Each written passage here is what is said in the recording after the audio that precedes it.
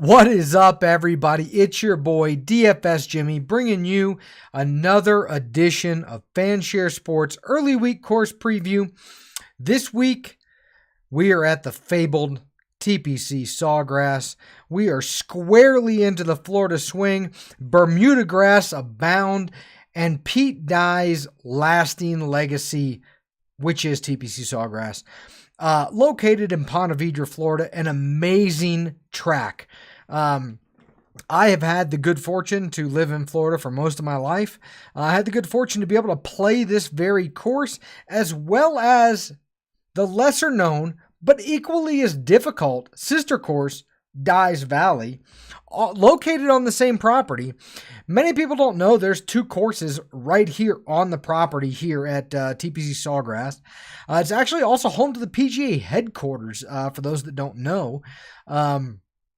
Like I said, I had the opportunity to live in Jacksonville for a number of years, had the opportunity to play this track once, played Dye's Valley a couple of times, and it's home to my greatest golfing accomplishment. So before I get into the course, I'm going to have to let everybody know that at one point, when I was a decent golfer, did make a hole-in-one on Dye's Valley. My name is on a plaque in the clubhouse. It's a big deal. Not going to get into it. I know. But send all autograph requests to my email address or Twitter, whatever. You can find me out there. But had the opportunity to play this great facility a couple of different times throughout my years in Jacksonville. And it really is as good a facility as it's advertised on television. It is this nice year-round at this track. They spare no expense, and in Ponte Vedra, one of the wealthiest areas in all of Florida. Ponte Vedra Beach, very exclusive, and a great venue for overused term, potentially the fifth major. A very difficult track is TPC Sawgrass, 7,200 yard, laid out in Bermuda. Very technical golf course. Averages over par. Average winning score here is 13 under. You need to find a guy that can average 3 to 4 under a day throughout 4 days. It is a ball striker's golf course. Under no circumstances can you overpower this golf course. Dustin Johnson, Rory, the like, they've all tried. You cannot overpower it. You have to play to Pete Dye's design. One of the greatest things about this golf course, one of the things that made it so iconic, I think, and why it's lasted as long as it has, is it was maybe the first golf course designed for spectators and to make, as it's named, a stadium out of a golfing venue. Big deal. It is a huge event. I mean, the city of Jacksonville basically shuts down for this event every single year.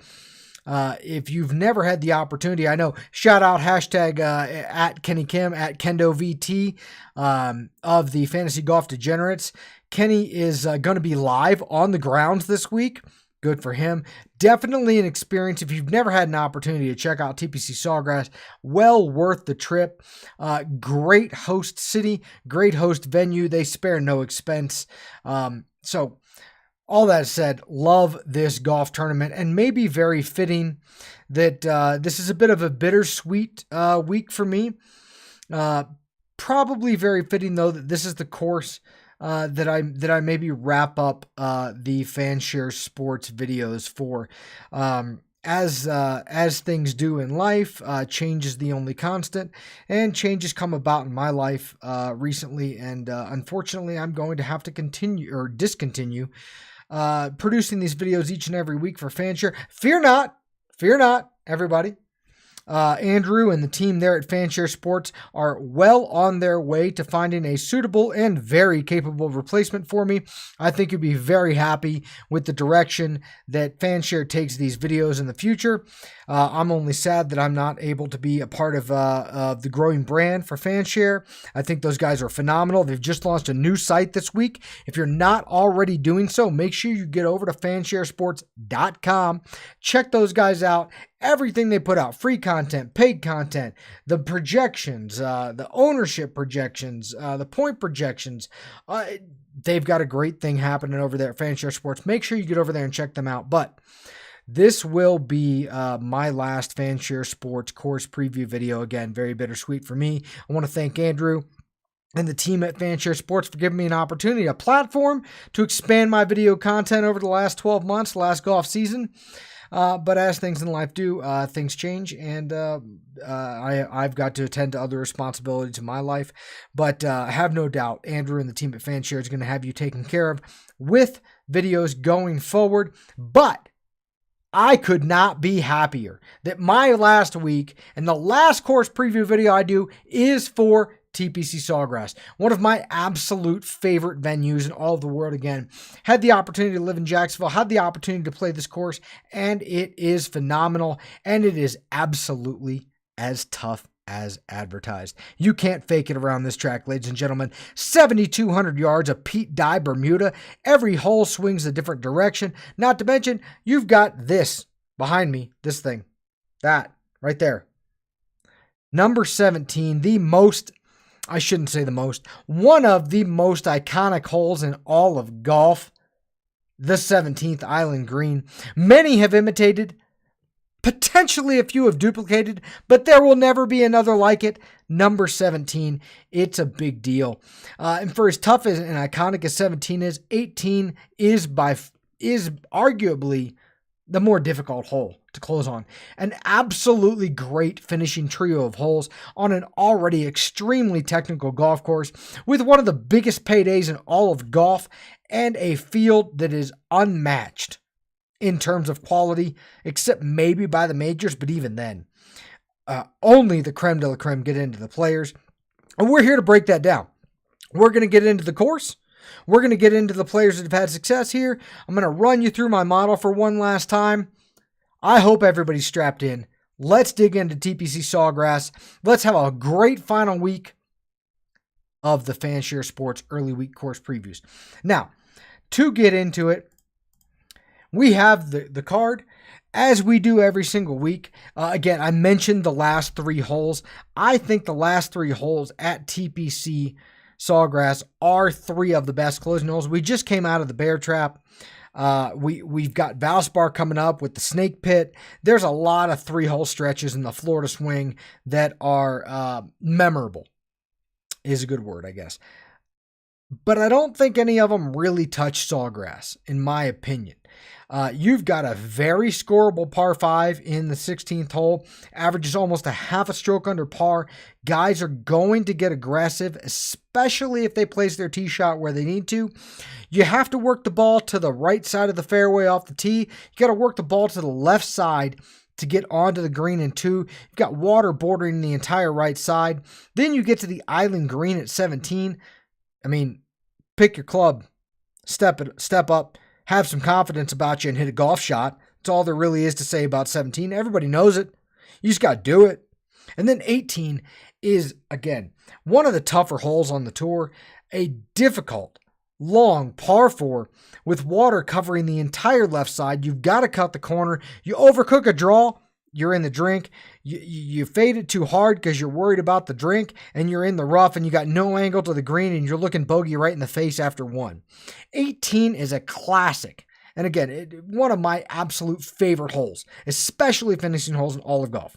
Love the 18th here. A bit of an unheralded hole, in my opinion, on Sawgrass, but it really does set the tone for the tournament. Look at what happened to Ian Poulter last year on this golf course, especially at the 18th hole. Had an opportunity to try and get aggressive, close it out, chose not to do so. 18, phenomenal finishing hole, ranked second most difficult on the course. 16, very easy. 17, very challenging. You just got to hit a good quality shot. Really love the 3-hole closing stretch here at TPC Sawgrass. The long and the short of it is, the tournament has moved from May to March, so you're going to have a bit more overseed this year. You're going to have a bit softer course, in my opinion, and the rough, from all accounts that I've read so far in the week, rough is way down. way down on the rough. So guys are going to be able to get maybe a little more aggressive off the tee. But again, this is not a course you can overpower. This is a very, very technical golf course. And when we look at the players that have had success on this track, I think you'll see and you'll understand based on who's had consistent success year round. It is a ball striker's paradise here. It is not a spray and pray golf course. You can't fake your way around this track for 4 days. You have got to be on your game. So, again, this is it's a par 72. Bermuda greens slightly overseeded this year. Tournaments change times of year. So we may see a bit of a softer, slower golf course than we're used to, but the greens here at TPC Sawgrass tend to be very fast. They tend to favor bad putters. In all honesty, look at the guys that have won here in the past. I mean, for example, Webb Simpson has won here recently. Not a great putter at all. Did have a resurgent year, etc., etc., but this is a ball striker's paradise. You have got to position yourself correctly off the tee. You'll see guys frequently taking less than driver and favoring fairway over distance. That's a great way to just in general describe this golf course. When we dig down into the course a bit, the place that golfers are going to score, there are 3 short par 4s that are very gettable, including the 12th, which has been redesigned. We saw a year of play last year, 2 years ago rather. Guys did not get as aggressive on 12 as we initially thought. A lot of guys chose to lay back, take a real short iron wedge into the green, give themselves a manageable par, potential opportunity to birdie. We thought we might see guys kind of going after this green, but with water all down the left-hand side and behind it, and again, it's only 346 yards now. Guys can definitely overcook their draws, end up in the water. They can definitely drive it through the green here as well, especially if the course is running firm.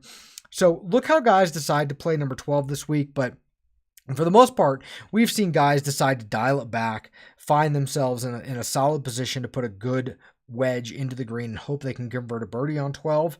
But that's been the biggest redesign in the last few years is 12. They've removed a lot of trees. Part of that had to do with some hurricanes. Part of that had to do with just sort of freshening up the golf course. But the biggest change in terms of course layout over the last couple of years has been number 12. The rest of the course has stayed relatively similar. And again, the last 3 closing holes have stayed the same. Very dynamic set of closing golf here in TPC Sawgrass. If you remember several years back, Ricky Fowler family had already left for the week. He went ahead and blistered, and I mean absolutely blistered, the last 4 or 5 holes. Found himself in a playoff, converted the playoff win, got himself a Players Championship. So you can get low on the last few holes. This is a very much a risk-reward golf course. There are multiple opportunities throughout each round for golfers to make decisions based on how they position themselves off the tee. And Pete Dye wanted it that way. Again, if you're not familiar with Pete Dye golf courses, very technical, makes you think 2 and 3 shots ahead, at least 1 shot ahead, certainly. Definitely favoring position over distance throughout this golf course. That includes par 5s as well. If you've never been to TPC Sawgrass and if you've never really dealt with a Dye course, Dye really likes to make each sequential hole different than the previous, meaning if you have to draw the ball on the 10th hole, on the 11th, you're going to have to fade it. And in a lot of cases, you have to draw the ball on one hole or one shot and fade it on the next shot. So you really need to have a complete game. You need to have your irons extremely well dialed in to attack this golf course. It is a ball striker's golf course throughout. There is no way to fake it around Dye and TPC Sawgrass. There just isn't. It doesn't happen. When you look at again, you'll see guys, as we get into the players that have had success here, you'll see guys that have put together a really solid round 1 year, missed the cut the second year. Very difficult course for guys to find consistency on year in and year out, and a lot of that has to do with just how technical the layout is here at Sawgrass. It has certainly earned the moniker of the 5th major. Very, very difficult track. So without any further ado, now that we know where the course is, we know where the holes to attack are. Actually, I should back up a little bit, I guess. The holes to attack are definitely the 4 par 5s. They are the most accessible under par holes for any golfer in the field. For the most part, very reachable. Sans maybe the 9th, where guys may not go at it if they're not quite in the fairway. But the 16th, again, very reachable, but you have to position your tee shot correctly in order to even have an opportunity to access your second shot onto the green. Same can be said for the 2nd as well as the 11th. So again, while it is maybe not the longest golf course, you cannot find yourself out of position, even on the par 5s, and hope to score here. Just won't happen. So make sure you're targeting golfers that are in good form. Make sure you're targeting golfers that have had success on previous die courses. And make sure you're targeting golfers that are solid long iron ball strikers. And that's going to be reinforced here as we look at who has had success here at this track in the past. If I have my list sorted just by, let me zoom in a little bit here, sorted just by adjusted course history performance, Adam Scott at the top. You see 3 really solid performances the last few years, back to back to back. A lot of that has to do with his ball striking. Certainly doesn't have to do with his putting, which has been shaky up until this year. Again, Sergio Garcia, Rory McIlroy, Justin Thomas, Poulter, Molinari, Matsuyama, Sabatini. All of those guys, the one thing they have in common, because they're very different game types, one thing they have in common, exceptional long irons. Period. These guys know how to position themselves off the tee, take less than driver if necessary, put themselves in a solid position to convert onto a green in regulation, and then maybe get a putt to drop. That's the name of the game here at Sawgrass. Again, 13 under is your average winning score, so you only need to find a guy that's going to be 2 to 3 to potentially 4 under a round, maybe get one low round in there. And again, we are in Florida. We are on Florida's first coast. Wind tends to be a factor at this tournament. Right now, the forecast looks fairly benign. Some wind on Thursday and Friday. Pretty good weekend conditions, subject to change. Again, we are very, very close to the first coast of Florida. Right off of, if you've not been to Ponte Vedra, they are less than a quarter mile from the ocean. There is some protection, but not much. So pay attention to the weather this week. Pay attention to the draws. Can be a bit of an opportunity for draw bias, etc. Right now, a little too early in the week to say whether or not wind or weather are going to be a factor, but definitely keep an eye on that, windfinder.com. See if there's a tee time to stack or vice versa, but just about every year, one round is affected by wind. This year, probably not going to be any different. Guys will have to contend with some winds, and it being that they've moved the tournament to March, winds may be a bit different. Course may be a bit softer. We may see a bit more scoring than we normally do, especially with all the reports that the rough is down. But that doesn't change the fact this is a ball striker's golf course. You look at the top of this list. I mean, Henrik Stenson, he's had a terrible start to the year this year, but he's produced some of the most consistent results outside of, really top 10 performances, really consistent throughout his career here, and a lot of that has to do with just his very consistent ball striking and his propensity to take a 3-wood off of the tee.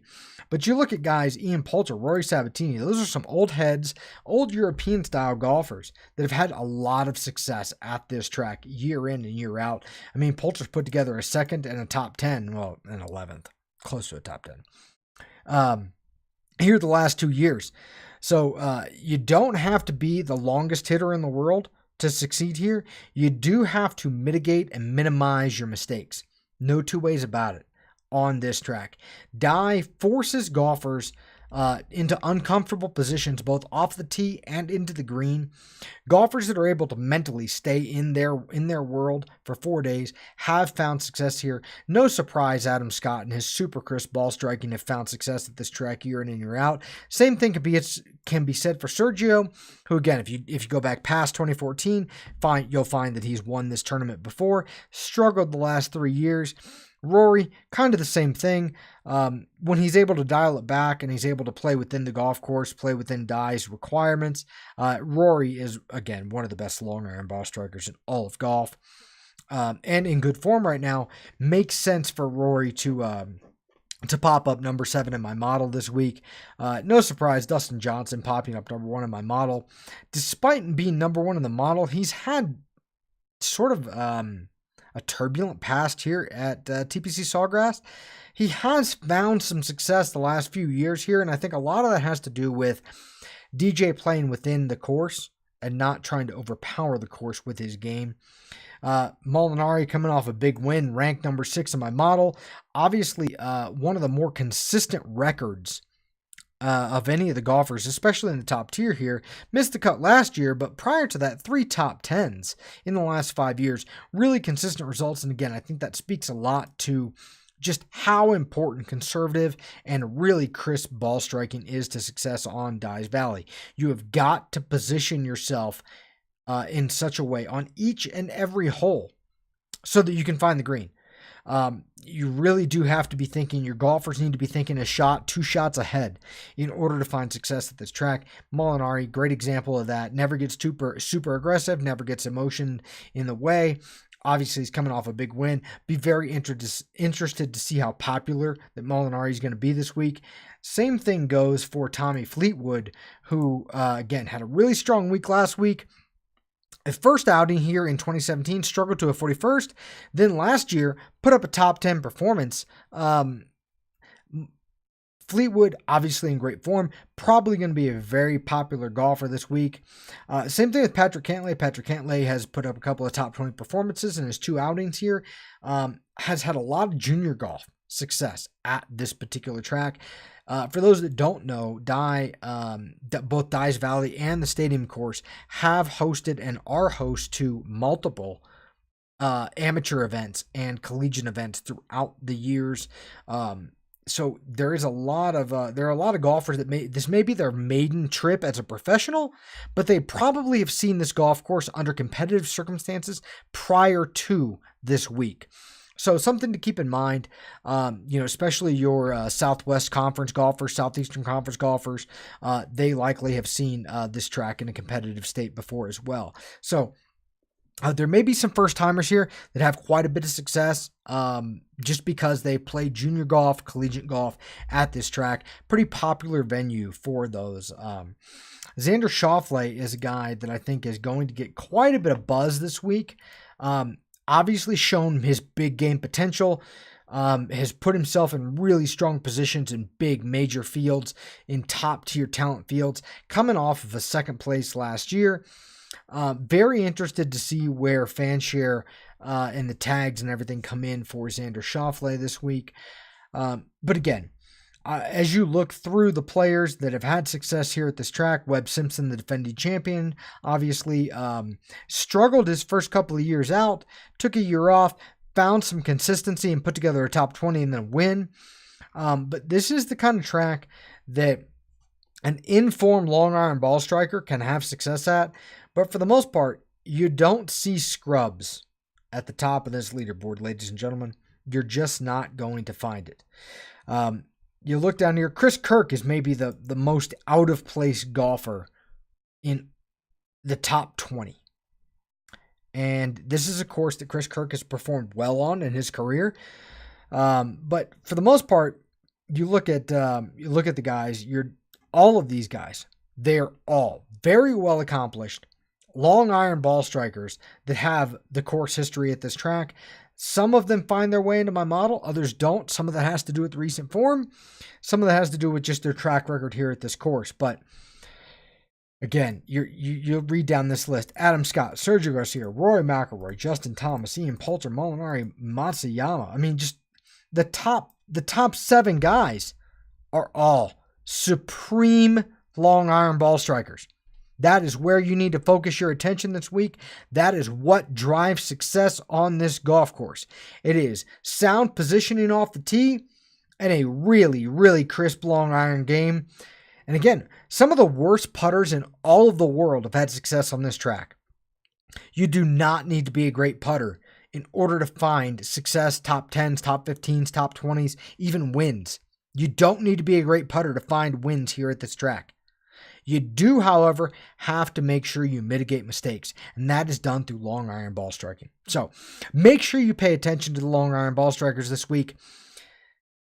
I guess with that, ladies and gentlemen, this is your boy, DFS Jimmy, signing off for the final time on a track that might as well be home to me, where I've got my name on a plaque in the clubhouse.